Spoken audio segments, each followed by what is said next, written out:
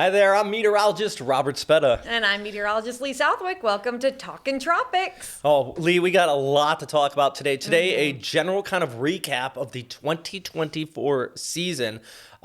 It's been a busy one. It's been an extremely active one. We're going to talk about the numbers, just kind of recap the season so far.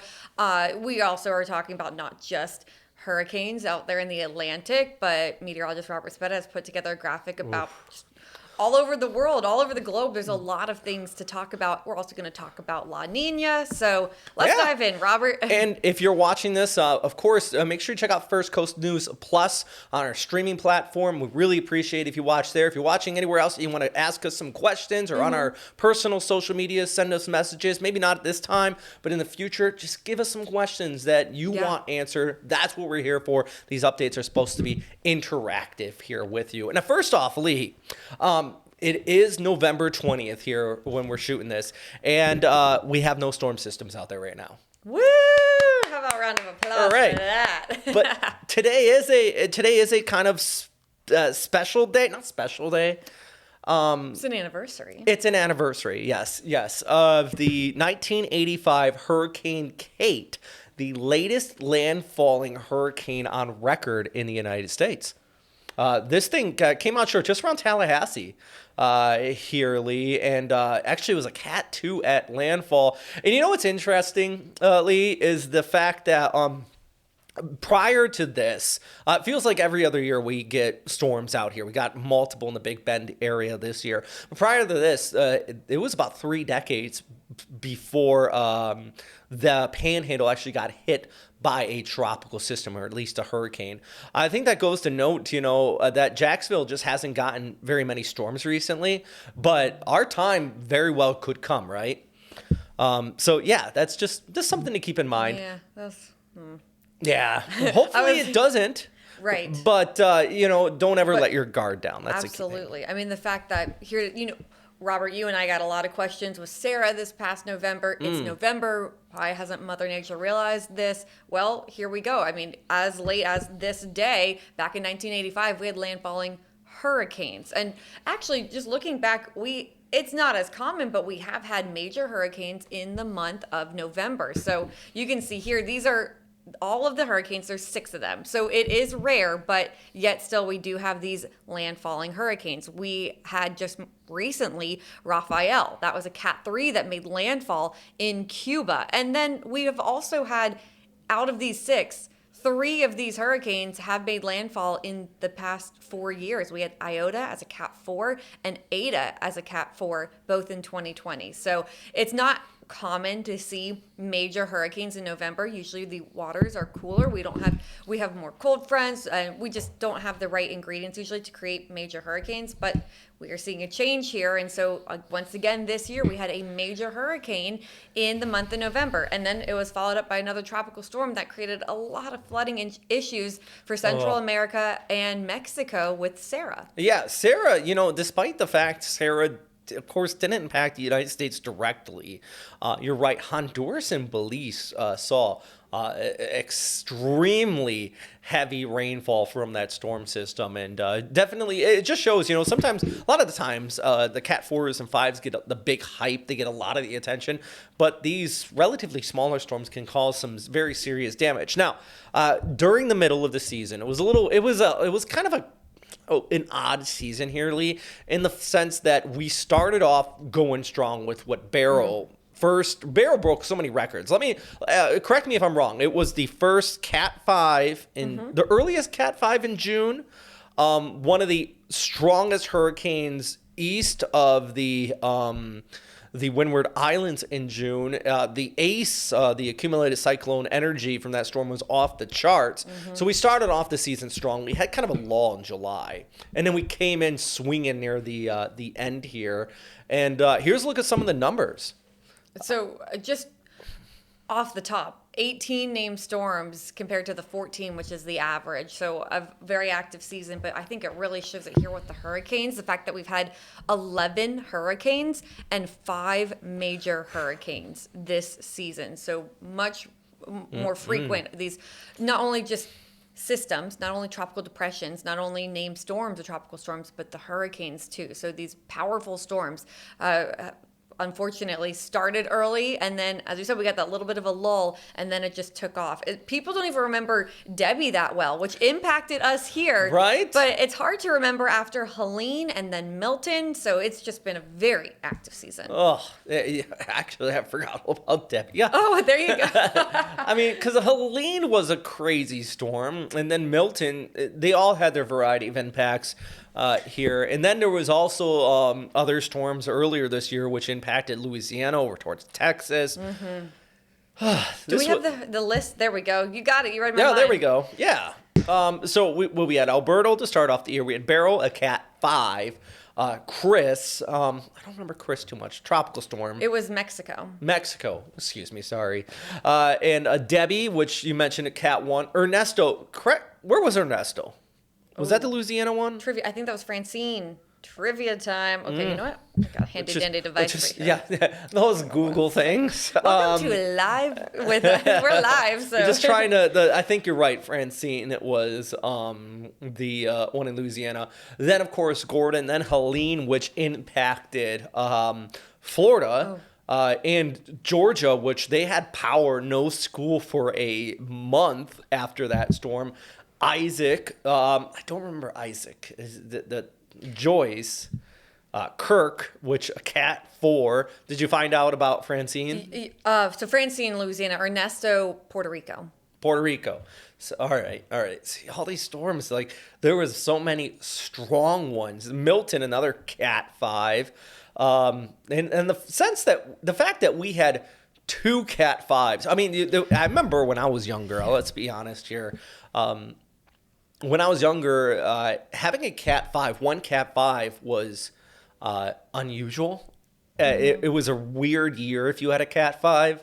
Now we had 2 in 1 year and multiple Cat 4s as well. Yeah. Just shows, seasons are getting stronger. And we're going to touch a little bit more on this in just a second. But just to mention the 2 Cat 5s that you mentioned, both of them were historic in their own way. So obviously Beryl, the earliest Cat 5 we've ever had on record. And then Milton, one of the fastest strengthening hurricanes we've ever had on record too. So both of them breaking their own records, or at least ending up in the record books somewhere. I believe Milton was number 3, but still just monster storms. And then it goes back to the sea surface temperatures. I know, especially people that don't believe there is a changing climate, regardless if you believe it's man-made or not. You can't deny the fact that sea surface temperatures are crazy warm. They are well above their average. They're record-breaking since our records began.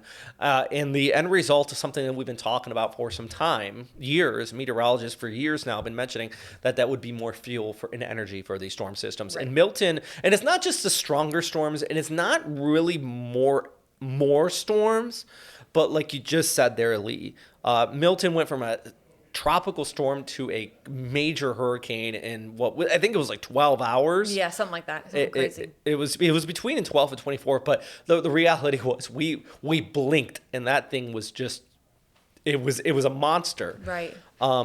It's interesting. And you say too with the warm waters. So if we think back to our waters and whether and how that's fuel for hurricanes, right? And so we also have other things that help inhibit hurricanes, or for instance, La Niña and El Nino. So we already had one reference point, was it last year, where we had El Nino and extremely warm waters, the warmest they've ever been. So El Nino is supposed to calm down the hurricane season some. We usually have more wind shear, which will rip apart the hurricanes. So we said, all right, we have 2 factors. One that's supposed to help hurricanes and one that's supposed to inhibit them. Let's see who wins. Of course, it was just 1 year. We need a lot more data. We need a lot more science and studying on this. But it ended up the warm waters won. We had an active season. This year, we've had a very active season. People have talked about La Niña. We actually didn't get to La Niña conditions during the hurricane season. So this was completely on its own with those warm waters, this very active season. Yeah, still a La Niña watch, which we're going to get to in just a second. But I do want to talk about this, Lee. The global tropics since late September. Yes. All right. You might have just a little sneak peek on this. Check this out. somewhere on Earth, we had an active storm since the 24th of September. Now through mid-November, we still have an active storm out there. 17 named storms overall, multiple Cat 5s, and multiple super typhoons, which is about a 4 or a 5. I want to talk about this globally, and we got some storms here locally that we know about. Cimarron, that was back in September 24th to the 27th. This is kind of where this started. Relatively weaker storm. Then we had Jebi and Kraken. Those impacting around the Philippine area within a relatively short period of time. Then, of course, Lee, Milton. I mean, you were here covering Milton. What was kind of the I guess the impacts here on the first coast, or at least across Florida with this one, which was a Cat 5. It was a Cat 5 out in the Gulf of Mexico. Yes, it was a Cat 5 in the Gulf of Mexico. Yes, I do want to note that. And that was, again, such a rapidly strengthening hurricane where we went to bed one night expecting it to wake up and maybe have a Cat 3 on our hands, and we had Cat 5. It was just... So it was one for the record books, really. And then it made landfall on the west coast of Florida. And although you can see the track there, south of our viewing area here, the first coast of Florida, we still felt impacts, especially where, Robert, you were down in Palm Coast, and so Flagler County. And then we also had evacuations for the St. Augustine area, St. Johns County, even up in Nassau County, there were discussions of evacuations just because of the rising waters for some of those neighborhoods too. So although we didn't get that direct landfall, we were impacted here. Also, so many people can think back to Helene as well, which just wiped out power for so many people, and that also wasn't a direct landfall. And that was just from the 5th to the 10th of October. I'm going to keep going here because we still have active storm systems somewhere out there, because right after Milton, we had Nadine the 19th to the 20th, and Oscar, which was the 19th to the 22nd. So at the same time, you had two active storm systems there. And you might be thinking, okay, what about the 10th to the 19th? Gotcha. We had multiple unnamed tropical depressions in the Western Pacific. And then after that, of course, we had Trami, which developed, and this was a big, devastating flood maker for the Philippines. That was the 19th to the 29th of October. Meanwhile, another Cat 5, Christy. We don't even talk about Christy. This was a fish storm. Lee, can you explain to everybody what a fish storm is? So there's fish in the sea. Yes. So a fish storm is pretty much just a storm that does not impact the land directly. You can see it developed over water, it died over water, it never crossed over any sort of land, left to the fishes. So, of course, we do know that it impacts shipping routes, sailors, all of that. But generally, when you hear a meteorologist say fish storm, it means it stayed over water. I mean, this storm, when it was a Cat 5, it wasn't really any shipping lanes.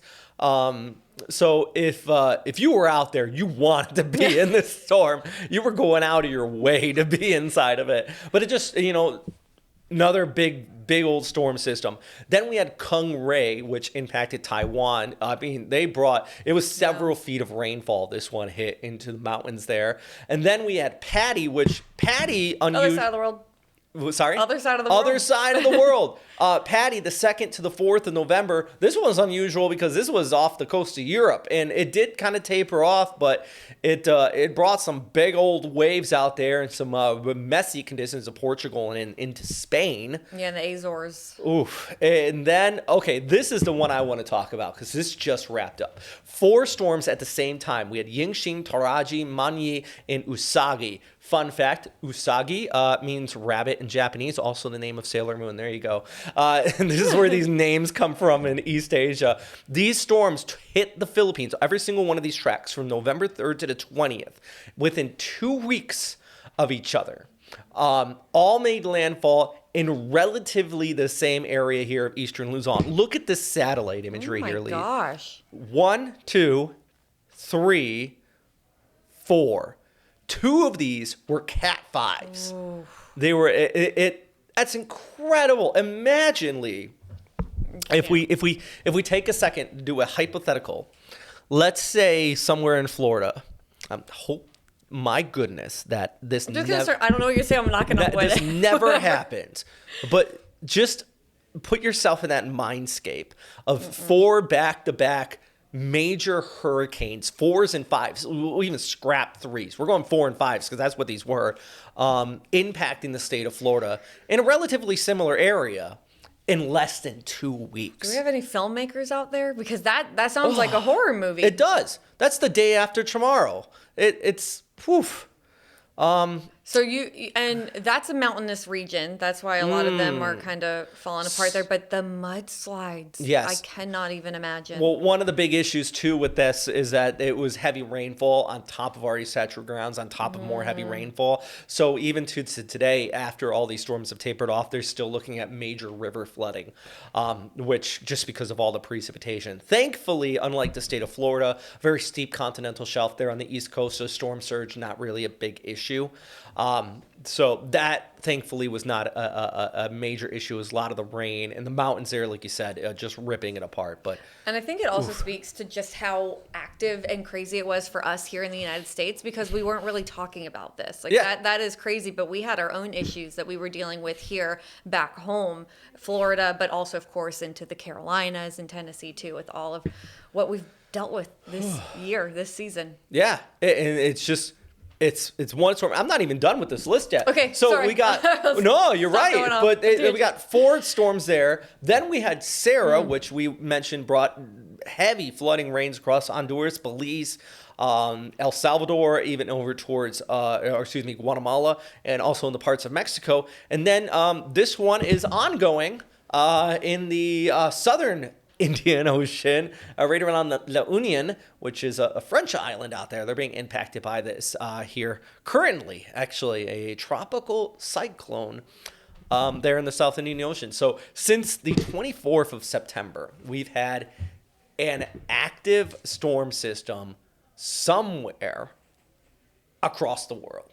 That is just...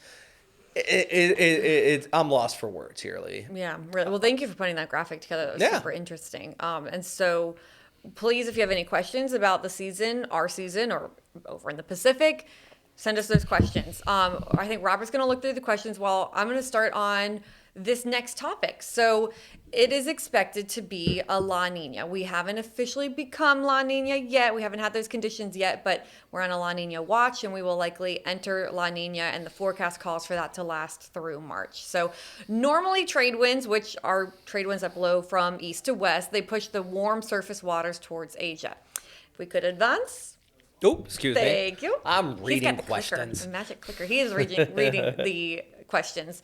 So in certain years, the trade winds are stronger than usual, and that will cause what we call upwelling, or cooler water rises to the surface, and that's in the Eastern Pacific. Next. I feel like I'm doing like a PowerPoint slide here. I know. Next slide, please. All right, so I'm going to just talk about this now for a second. So what happens when La Niña is in play for our winter time? I've gotten questions. Lee, are we going to get snow this winter? All right. First and foremost, it is so rare for snow to happen along the first coast anyway. But I would say it's even less likely to happen during a La Niña winter, because La Niña usually means for us warm weather and dry weather. So you can see that it's all across the southeast, warm and dry weather. That is what's normal for La Niña, and that seems to be the forecast too. You know, the Climate Prediction Center puts out these 3-month outlooks, and they are calling for a warm and dry next 3 months for us. That would be the last time. What was it? Of course, we've gotten snow before, but the last major snowstorm in the first coast was 1989. Yes, I think it's 89. And that was less snow and more just ice. It was snow. It was Florida snow. Yeah, to me, the Floridian, the pictures I've seen sounds amazing, but I know you have been in lake effect snow before, so it's laughable to you. But that's a different beast. That's a different. And plus the infrastructure there is there to handle snow.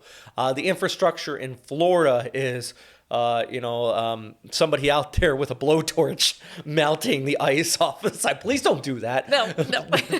Don't. Every year, whenever it freezes, I have to, and if we get a frost, I have to tell people here in Florida, do not spill hot water on your windshield for the love of God. Okay, I'm a Floridian, but even I know not to do that. Okay? I'm seeing you. That'll be our next Talking Tropics. Not really tropics, where we're going to have a conversation about things not to do, like running your sprinklers when it's 20 degrees outside. Well, I do have to say, Robert, that I have wonderful memories as a kid of my parents waking up early on a freezing morning, spraying the hose down, spraying all the bushes. So we had icicles, tiny little icicles, and then the second grader in me would just run outside and it snowed. That's Florida snow right there. Like, That's your occasional typical Florida sprinkler snow. action for the kiddos, so they get a little bit of winter weather. Just a little. But speaking of our winter weather, we already mentioned warm and dry, and some people might be upset about no Florida snow, but the good news with this is that our severe weather risk is lower during La Nina because the jet stream is to our north. And so on that last image that we showed you, you saw that jet stream that was dipping, but it stays to our north. And you get tornadoes and severe weather with that jet stream. And since it's further to the north during La Nina, we are less likely to have severe weather. Of course, all of this is not to say like it's not going to get cold or we're not going to have severe weather. Of course, it still happens. Just the general pattern: warmer, drier, but a bit calmer with that severe weather threat. And that's nice because usually if we entered La Nina earlier this year, you come off an active hurricane season, at least you get lower severe weather in the winter. And this looking ahead to next season, just merely at the fact that a La Nina is in place, we already have warm sea surface temperatures. I wouldn't be surprised if the last bullet on there is why you'll see when the numbers come out in May for our hurricane season that we do expect an above average hurricane season. And I will say, I was just reading up on this yesterday, and the meteorologist and the climatologist at the Climate Prediction Center, National Weather Service, they are all saying that they don't expect this La Nina to be as long-lived as past or as strong as in the past, but for now they're at least calling for it through March. And that's, of course, something that Robert and I will keep a close eye on over the coming months, and we'll keep you updated. Because yes, although the tropic season is coming to an end, we're going to continue to do this. We're probably going to revamp the name. It won't be Talking Tropics anymore, but we still want to continue to do this interaction with you all in these shows. So we will keep you updated on the La Nina season. There's so much to talk about. For example, one of my favorite, really, it is a meteorological term. That swirl. Oh, look at that swirl. Sorry, I interrupted you. Oh, no, it's cool. That's what I say when I look at this. I go, woo. What do you prefer, the term bomb cyclone or bombogenesis, Lee? Bomb cyclone. Yeah, bombogenesis does sound kind of cool though. It does. It's it's something Sonic the Hedgehog game, like the bombogenesis. Okay, so we say these terms and it sounds scary, it sounds spooky, but there actually is a technical definition behind them. It is a storm system dropping 24 millibars in 24 hours. Often happens in transition seasons with these extratropical storm systems, which we're seeing right now. That crazy looking swirl actually is a storm system impacting the Pacific Northwest, hundreds of thousands of people without power. Blizzard warnings in place. And you might be thinking it snows out in the Cascades. What do you mean blizzard warnings? And actually, I should note, it's a rare blizzard warning, the second time only, I think, in the state of Washington. I believe the winds have to be continuous for 3 hours. You can tell I haven't been up north in a while. I think 3 hours, continuous 35 miles per hour or higher with visibility less than a half a mile.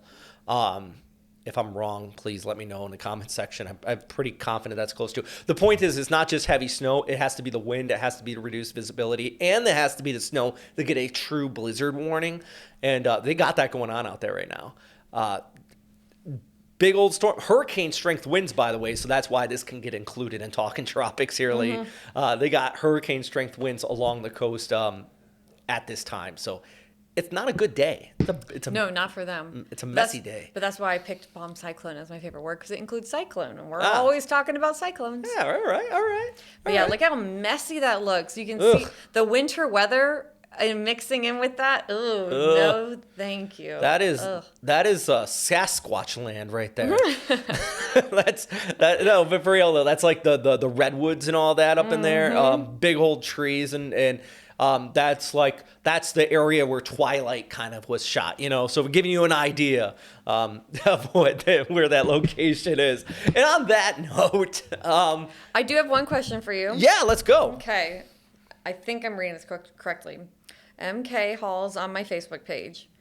I think what she's asking is if NOAA keeps up with the ozone levels regularly. Oh, so are we talking about like the ozone hole?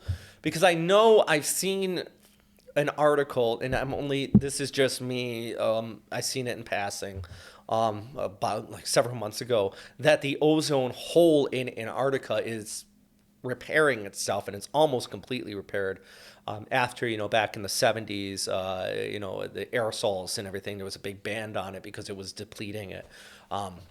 Yeah, I think, but they do. Because NOAA covers so many different. Yeah. So even down to the National Weather Service level with ozone levels locally, when we get these air quality alerts too, and it's because ozone levels can be unhealthy for sensitive groups. And so yes, ozone in all terms, in all sense. I guess that's NOAA probably what keeps they're an eye asking. on it. No, I think you were going with the right. Cause they said they asked about. Keeping an eye on global warming effects of our weather, okay, and so does the NOAA? ozone. Yes, but Yeah, I just thought I'd add in there. Yes, I think all layers of ozone. The ozone hole is separate from climate change. I do want to stress that. A lot of people are like, what happened to the ozone hole? Which in Antarctica, which is why actually one of the main reasons why we have your tax dollars go to stations in Antarctica, in McMurdo, and specifically the South Pole Station, which I almost worked for, Lee.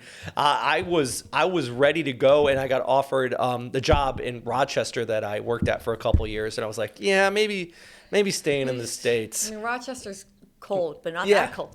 But I went through the screening. I got my blood work done and everything on it. Wow. I was gonna go to the South Pole Station and work as a forecaster for the missions out there. And one of their main missions is just they have a bunch of tech that points stuff at the sky and measures the ozone layer out there. And yeah, I did see some information though that it is being repaired. NOAA or the scientist out there with that project continuing to check up on it. So yeah, that's a good question. Since you almost went down there, I have a question of my own. I saw this randomly 2 days ago. I need you to confirm or deny. Is it true that if you're going to go down there, you have to have your appendix removed? Because it's better to not have it rather than it bursting down there and you having no medical attention. Mine is already out, Oh, but okay. I think that is a misnomer, but maybe for the winter, Yeah, probably winter months. because I was going to go down the summer months, but maybe in the winter months. And the main reason is not so much at McMurdo, but definitely South Pole Station. There's like 5 months where you're on the moon. You're hurt. Oh well. Good luck with that. Ooh. I mean, they have doctors and everything there, and they have people that can kind of take care of it. It was actually a famous story. I think it was in the 80s. The one doctor at South Pole Station had to remove something. I think she had cancer or something like that. But she had to do surgery on herself. So I've heard that before. I'm not quite sure how. Sorry for taking you off topic. No, I I've heard that literally saw before. that. I'm not quite sure how true it is, but I can tell you the truth behind the fact that if you go there, like I said, I had to do blood work and everything like that when I wanted to go, and is because they had to do blood work. I had to get a physical, and I had to go through. Basically, they had to prep you like if you were going to the moon. They didn't want to send you all the way out there, and then you were like, you got sick, and then it's like, well, now you're a liability versus an asset on the other side of the world. Thankfully, this all took place right after I got out of the Navy, so I was in like peak shape, at that time. So I was able to get a job. I think nowadays they'd be like, all right. No. Well, I think that's the only question I saw on my end. Do you have any questions on your page? I see one about La Niña. Okay, cool. I have one. Somebody's asking about cloud holes or cloud punches, but they have a picture. I'll Cool. save that for our next talk in tropics because I get Love this that. question asked a lot. Lee knows what I'm talking about. So that's a little teaser for maybe Cool. next week's talking tropics weather, whatever you call it after the end of hurricane season. Yeah, well, that's why, this is my last official talk in tropics because I am not here next week. Oh. So I just want to thank everyone for being with us this season. We hope you've loved it as much as we have loved interacting with you all. And we do want to continue this past hurricane season into just a regular weekly weather show. So if you like it, please let us know. We want to keep doing this. know what? We'll do it with your support. Don't just let us know. Do us a favor and write First Coast News. Let them know that you want to see more of these updates. And also do me another huge favor. Download that First Coast News app if you're not already watching it. Don't forget, you don't only just have to stream our shows, but you can stream all sorts of news there, our regular newscasts. One of the big things I get from people is, I don't watch the news anymore. I don't have a TV. You can watch it on your phone. This is where you can be. If you're already watching it here, you can already watch it on the First Coast News app. So make sure you watch us Absolutely. on And FCN Plus. The app, the First Coast News Plus app, not only on your phone, but also for Roku, Amazon Fire, and Apple TV too. It's my favorite Roku app that I have, where we just have stuff streaming all the time. So if you miss it live with us, it does re-air. We have our schedule up. We talk about it in the newscast too. So please download that app and stick with us here. Who knows what it will be in 2 weeks? Not talking tropics. I think we know what the name's going to be, but we will not launch it yet. We'll let you know soon though. So please stay tuned with us. All right. Have a great day out there.